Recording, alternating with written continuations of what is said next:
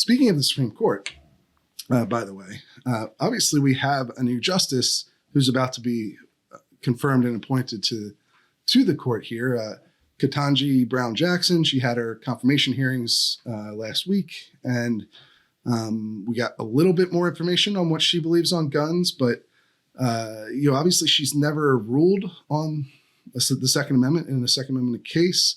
She hasn't, as far as I'm aware, been the attorney in a Second Amendment case either. She has done some cases that involved firearms, but which we can get into a little bit. But I'm interested in what you think, having seen the confirmation hearings and seen some of her comments on the Second Amendment. What you think of how she might rule once she's on the court, because it's kind of predetermined at this point she's going to make it.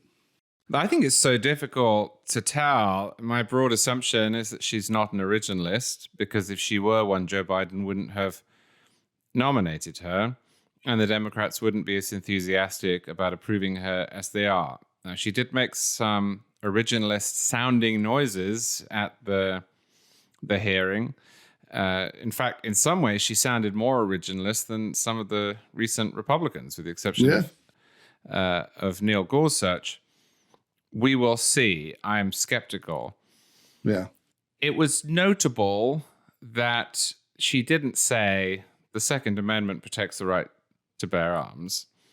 She said the Supreme Court has said that the Second Amendment protects the right to keep and bear arms, which is a correct factual recitation of the law rather than a proactive statement or an endorsement. Of course, Justice Kagan made it sound as if she might be on board with Heller in 2009, and then in 2010 was in the dissent in McDonald, which applied Heller to the states. So, it's difficult to tell, and there's nothing that Ketanji Brown Jackson said that fills me with hope. What does fill me with hope is that Heller is by no means perfectly or permanently safe, but it does seem to be safer than Roe for a couple of reasons. First off, it's based in the text of the Constitution, and Roe is not. Second, it's really popular. 80% of Americans agree with the core finding in Heller, which they should, because it's a matter of elementary history. And third, the courts have actually, not that I like this, but the courts have actually stayed out of Second Amendment questions in almost every case. And if you look at Roe was applied instantly and repeatedly. Any state moved slightly to regulate abortion, in came the court, struck it down, injunction the same day. That has not been the story of Heller. I mean, Heller was decided 14 years ago now, and the courts have largely stayed out of it. And that makes the pressure on it much less. So, how many cases are we likely to see, given where politics is in the United States, given the way Heller is regarded, given, that even in Democratic-run states, there aren't many people who are pushing for a total ban on guns.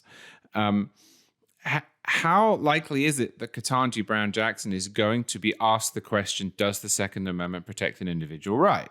What she's much more likely to be asked is, what is the scope of that right? Yes. What guns count? What does bear arms mean? What sort of restrictions on keeping, obviously child locks was one of the issues in Heller, are acceptable. And there, I think it's quite hard to tell where she would come down. If you look at a lot of the lower court cases where you actually can't determine how those come out by just looking at the political affiliation of the president or, even at state court level, governor who appointed the judge. So it's a tough one. Yeah, absolutely. But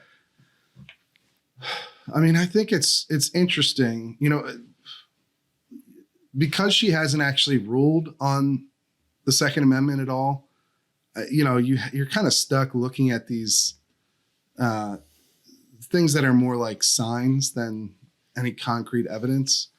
because she took the classic sort of Ginsburg approach that they all take now of reciting what the precedent is, saying she recognizes the precedent, but without giving her personal opinion or her personal take on how she would rule, because you don't want to bias yourself against cases that are going through. She was specifically asked, I believe,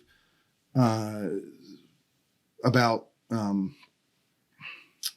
Well, she was asked about. There was a couple things. She like you said, she agreed that it was a individual right to keep and bear arms. At one point, she added in the home, because that is technically the precedent. I mean, technically, the precedent in Heller is that you have a right to own a handgun inside your own home for self-defense, and it's an individual right. But she went a little bit further than that and left the handgun part out. But sort of summed up what Heller actually said in the basic terms. Then she said, she was asked if it was on equal footing.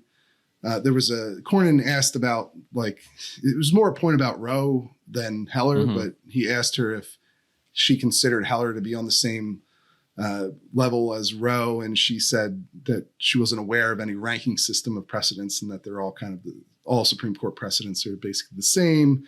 And then Blackburn asked her to describe what Heller established in her own words, which she did, but then refused to answer questions about potential future. She was asked about basically may issue gun carry laws, which is exactly what the Supreme Court's deciding right now in Bruin, the case we've been alluding to here. And she said she couldn't answer that because they have this case in front of them. So she didn't give us a lot in terms of what to take away. And then you have her history as, there's some reason to think maybe she could, best case scenario be like a sort of left-leaning version of Gorsuch, maybe. Maybe she's more inclined to take a civil libertarian approach to things, and that could get her to, closer to. Well, I think that's a great point. Gorsuch on guns. I don't know. She was a public defender. Right. Maybe she's used to taking on the government, and one of the things that always alarmed me about Merrick Garland was that he had spent his entire career demonstrating that he was in effect a statist, and one of the jobs of a Supreme Court justice is, when necessary, to tell the government that it's wrong, that it can't do what it's trying to do. And so while the Democrats rallied around Garland because they wanted him there and they wanted him to protect Roe and they didn't want Scalia replaced with a Gorsuch, had they been choosing a nominee from scratch, I think they wouldn't have chosen him, because he's on the other side of a lot of criminal justice questions, for example, that progressives care about. And what we've seen with Ketanji Brown Jackson is that they don't have that problem this time around. They've been able to say, look, this is somebody who defended terrorists against the government. Right. Which was with Cato, by the way. That's a libertarian think tank. She filed that one. Exactly. Exactly. But when you get into that mindset, then perhaps you're accustomed to standing up to the government and saying, well, actually, the law says what it says. And, you have a right to, or my client has a right to exercise it. So I've wondered that too, whether that instinct has trained her to be a little more willing to overturn government power. The other question, too, is, Biden made this a nomination about race and gender primarily, right? That was the key determining factor for who he was going to pick. Obviously, there was plenty more than one qualified Black woman, but that was the top priority in this pick. So, yes, I think him picking her, and he's obviously aggressively pro-gun control and wants to all sorts of new restrictions on gun ownership. And the gun control groups are celebrating her pick, and the gun rights groups are opposed to it. But really, if you read what they say about her, it's all kind of just based off the fact that Biden picked her, and guns were not the top priority for why Biden was picking her. So that's where you get this sort of wiggle room of what does she really believe on this stuff? And she was a public defender. I mentioned earlier, public defenders in recent years, at least some of them, have taken a dim view of some of the more restrictive gun laws out there. Yeah, so I know that a lot of people on the left have said that conservatives oppose Ketanji Brown Jackson because she's a black woman. This is nonsense. Conservatives' favorite justice is Clarence Thomas. Right. And they were very strongly in favor of Amy Coney Barrett's nomination. Conservatives, and this is more true than it is on the left, have a preference for judicial philosophy, that judicial philosophy being originalism and textualism. And as such, they are prepared, as we saw in 2016, to block nominees when they can that they don't believe have it. Now, the reason I mention this is that it is entirely legitimate for the two political parties to nominate people to the Supreme Court that they think are likely to approach the law in the way that they would prefer. So on the right, you have originalism, and on the left, you have living constitutionalism, which isn't really a coherent or morally defensible theory, but at least has a political element to it. With Ketanji Brown Jackson, there was this other element that was thrown in, that being she's a black woman. Now, I don't doubt for a single moment that she is qualified in the sense that we use that legally. She seems smart. She's got a great temperament. She's obviously an accomplished woman with a great career behind her and presumably ahead of her. I don't think that is as important as her judicial philosophy. It does raise the question, though, if you start looking at other things, that is, if you're Joe Biden and you're fixated on the immutable characteristics of your nominee, do you take into account the judicial philosophical question? And although I don't think this is going to happen, I think there's probably more of a chance that Ketanji Brown Jackson ends up as a reverse suitor, or at least is disappointing to Joe Biden than there has been with any of the other Democratic picks of late, just because other factors were taken into account. And the pool was narrowed down to three people, three qualified people, but three people nevertheless. And it would be a great irony, wouldn't it, if the fixation on these immutable characteristics, which again, are no slight on Ketanji Brown Jackson, actually led to the nomination and approval of a justice who was, say, much more friendly on guns than Joe Biden would have wanted if he'd had a broader pool to pick from. I mean, that's the thing about a Supreme Court justice.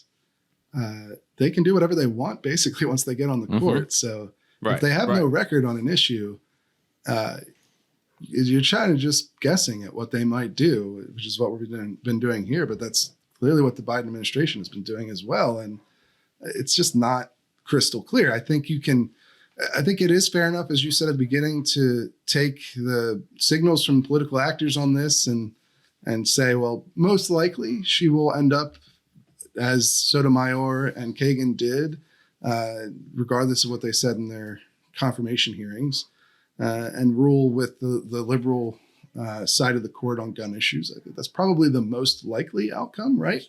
But there are interesting things in this whole confirmation and appointment process that it's just, I think it's worth noting. It's not 100% in my mind.